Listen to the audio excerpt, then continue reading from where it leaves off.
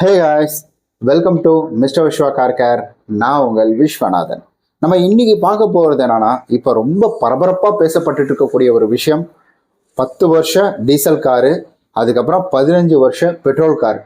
இதுக்கு இனி பெட்ரோல் ஜூலை 1க்கு மேலே போட முடியாது, அதாவது 1லேருந்து போட முடியாது அப்படின்னு சொல்லியிருக்கிறாங்க. இதை பற்றி நிறைய பெரிய பெரிய சேனல் இதை பற்றி பேசியிருக்காங்க. பெரிய பெரிய சேனல்லாம் ஒரு 5 லட்சம் 10 லட்சம் சப்ஸ்கிரைபர் வச்சுட்டு இருக்கவங்க கூட இதை பற்றி பேசியிருக்காங்க. அதுதான் எனக்கு ஆச்சரியமா இருக்கு. ஆனா இதுல ஒரு சில முரண்பாடுகள் இருக்கு. இதை பெருசா நம்ம அந்த பெட்ரோல் ஹேஷ்டேக், டீசல் ஹேஷ்டேக், அப்புறம் பேன் ஹேஷ்டேக், இந்த மாதிரி விஷயங்கள்லாம் போட்டு இதை நிறைய பேர் பரப்பிட்டு இருக்கிறாங்க. இது எனக்கு தெரிஞ்ச வரைக்கும், நான் பார்த்த வரைக்கும் இதுல நிறைய முக்கியமான உண்மை தகவல்களை எடுத்திருக்கிறேன். ஒரே ஒரு கேள்வி மட்டும் எழுப்புறவங்களுக்காக இந்த வீடியோவை நீங்க முழுமையா பார்க்கறதுக்கு. அதாவது நான் இப்போ ஒரு 10 வருஷமோ இல்லை 20 வருஷம், சாரி ஒரு 15 வருஷம் பெட்ரோல் கார் வச்சுட்டு இருக்கிறேன். ஒரு 16 வருஷம்னு வச்சுக்கோங்களேன். ஏன்னா ஒரு வருஷம் எக்ஸ்ட்ரா தாண்டிடுச்சு. இப்போ நான் என்ன செய்யறேன்னா, அந்த காரை எடுத்துக்கிட்டு இங்கிருந்து ரொம்ப தூரம் என் வீட்டில இருந்து ஒரு 1000 கிலோமீட்டர் தள்ளி ஒரு ஊருக்கு போறேன். ஊருக்கு போனதுக்கு அப்புறம் எனக்கு இந்த ஒரு விஷயத்த கவர்மெண்ட் இம்ப்ளிமெண்ட் பண்றாங்க. இப்படி இம்ப்ளிமெண்ட் பண்ண உடனே என்னால பெட்ரோலை போட்டு 1000 கிலோமீட்டர் தாண்டி எப்படி இங்க வர முடியும்? உடனடியா இதெல்லாமே நடைமுறைக்கு கொண்டு வராங்க. இனி கிடையவே கிடையாது அப்படின்ற மாதிரி சொல்றாங்களே, இது எப்படி நான் பார்ப்பேன்? கேள்வி எழும்புது இல்லை? இந்த கேள்வி எழும்பணும். அதனால தான் இந்த வீடியோ முழுமையாக பாருங்க. ஸோ நிறைய விஷயங்கள் நான் சர்ச் பண்ணி பார்த்து உங்களுக்காக எடுத்து கொடுத்துருக்குறேன். அதனால வீடியோ ஸ்கிப் பண்ணாமல் கடைசி வரைக்கும் பாருங்க. நம்ம கார் சேனலை சப்ஸ்கிரைப் பண்ணலாம், சப்ஸ்கிரைப் பண்ணிக்கோங்க. இப்போ ரீசெண்டாக இவி வெஹிக்கிளை பற்றி போட்டிருந்தனால, அதாவது எனக்கு என்னமோ பெட்ரோலே வேணாம், இவிக்குள்ளேயே போயிடலாமா அப்படின்ற மாதிரி இருக்கு. பெட்ரோலில் நான் ஒரு வருஷத்துக்கு 8 வருஷத்துக்கு நான் லட்சக்கணக்கில் 8 லட்சம் 10 லட்சம் செலவு பண்ணுறேன் நான். ஆனால் 8 வருஷத்துக்கு 5 வருஷம் 6 வருஷத்துக்கு ஒரு முறை நான் இந்த காரில் 2 லட்ச ரூபா 3 லட்ச ரூபா தான் அது எக்ஸ்ட்ரா செலவு பண்ணுறேன். ஓகே கைஸ், ஸோ அது மேலே கொடுக்குறேன் நான். அப்புறம் கீழே லிங்க்லேயும் கொடுத்துருக்குறேன். நீங்கள் அந்த வீடியோ போய் பார்க்கலைன்னா பார்த்துருங்க. இப்போ நம்ம இந்த வீடியோவில் கண்டினியூ பண்ணலாம். அடடடடா, என்னங்க என்னத்தை சொல்கிறது? நம் மக்கள் இந்த மாதிரி ஆன்லைனில் வரக்கூடியது, வாட்ஸ்அப்பில் வரக்கூடியது இதெல்லாம் என்றைக்கு தான் நம்பாமல் இருக்க போகிறாங்க அப்படின்றது தெரியலைங்க. ஏன்னா இது மாதிரி செய்திகள் அவங்களுடைய வியூஸ்க்காகவும் அவங்களுக்கு பர்சனல் லாபத்துக்காகவும் அவங்க என்ன பண்ணுறாங்கன்னா, இந்த மாதிரி வியூஸ் பரப்பி விட்றாங்க.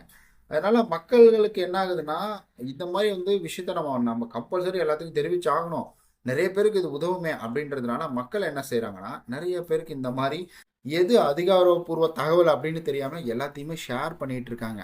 நீங்கள் வீடியோ சுருக்கத்தை ஆரம்பத்தில் நீங்கள் பார்த்துருப்பீங்க. அதாவது என்ன சொல்கிறாங்கன்னா, அரசு சொல்கிறது உண்மை என்ன அப்படின்னு கேட்டிங்கன்னா, இதில் நிறைய விளக்கங்கள் இருக்குது. அதை தெளிவாக நம்ம பார்க்கலாம் இந்த வீடியோவில். வீடியோ ஸ்கிப் பண்ணாமல் கடைசி வரைக்கும் பாருங்கள்.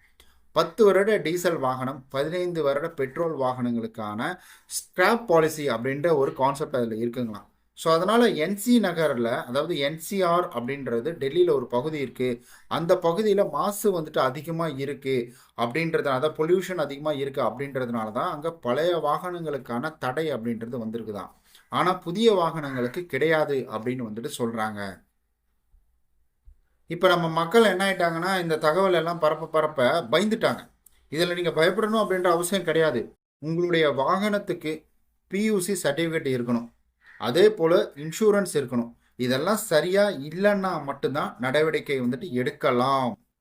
ஆனால் ஒரே நாளில் பெட்ரோல் டீசல் கிடையாது அப்படின்றது எதையுமே சொல்லலை. நீங்கள் நல்லா யோசிச்சு பாருங்களேன். இப்போ நான் ஒரு பழைய வண்டியை எடுத்துகிட்டு நான் ரொம்ப லாங் ட்ரைவ் போயிட்டுருக்கேன். என் ஊர் வேறு இடத்துல இருக்குது. நான் ஒரு 200 300 கிலோமீட்டர் தள்ளி போயிட்டேன் நான். இப்போ நான் என் சொந்த ஊருக்கு போகணும்னா நான் பெட்ரோல் அடிக்கணும். பெட்ரோல் பங்கில் போய் பெட்ரோல் இல்லைன்ட்டாங்கன்னா என் வண்டி என்ன தலையில் வச்சு தூக்கிட்டு போவேன். மக்களுடைய நலனில் எப்படிங்க அக்கறை இது பண்ணாமல் கவர்மெண்ட் இந்த மாதிரிலாம் கொண்டு வருவாங்க? அதனால் தயவு செய்து இந்த மாதிரி விஷயங்களை நம்பாதீங்க. இந்த மாதிரி வருதுன்னா கொஞ்சம் யோசிச்சு பாருங்கள்.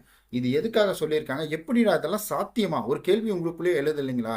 இதெல்லாம் சாத்தியமா? அப்போ நம்மனா வண்டியை தள்ளிட்டே போகணும், எப்படி நம்மளுடைய நடக்கும் அப்படின்றது. ஏன்னா டிமாண்டேஷன் வந்தப்போ கூட மக்களுடைய பணம் கண்டிப்பாக வந்துடணும் அப்படின்றதுக்காக தான் ஒரு டைம் அப்படின்றது கொடுத்தாங்க. இப்போ இதெல்லாம் வேற பெருசாக ஹேஷ்டாக் வச்சு டெவலப் பண்ணுறாங்க. பெட்ரோல் நியூஸு, அப்புறம் டீசல் நியூஸு, அதுக்கப்புறம் உங்களுக்கு பெட்ரோல் பேனு, டீசல் பேனு, இந்த மாதிரி விஷயங்கள்லாம் வச்சு பரப்பிட்டு கிடக்குறாங்க.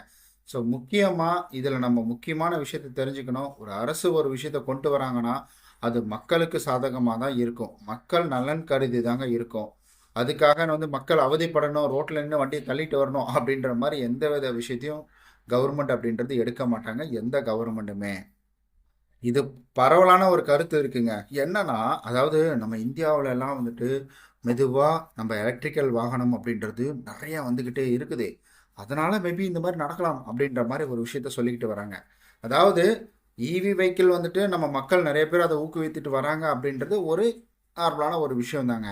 ஆனா, அதுக்காக ஒரே நாளே பெட்ரோல், டீசல் அப்படின்றத மொத்தமா முடிச்சு விட்டுறணும் அப்படின்லாம் வந்துட்டு கண்டிப்பா சொல்ல மாட்டாங்க. அதுக்குன்னு காலக்கெடு அப்படின்றது வரும். ஆனா, இது வாய்ப்பே கிடையாது. அந்த மாரி எனக்கு எனக்கு தெரிஞ்சு கிடையாது. சாத்தியம் கிடையாது.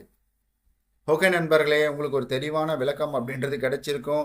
இந்த மாரி வந்துட்டு ஒரு மோசடியான, ஒரு போலியான தகவல் வந்துச்சுன்னா, தயவு செஞ்சு அத பத்தி முழுமையா தெரிஞ்சுக்காம யாரும் ஷேர் பண்ணாதீங்க.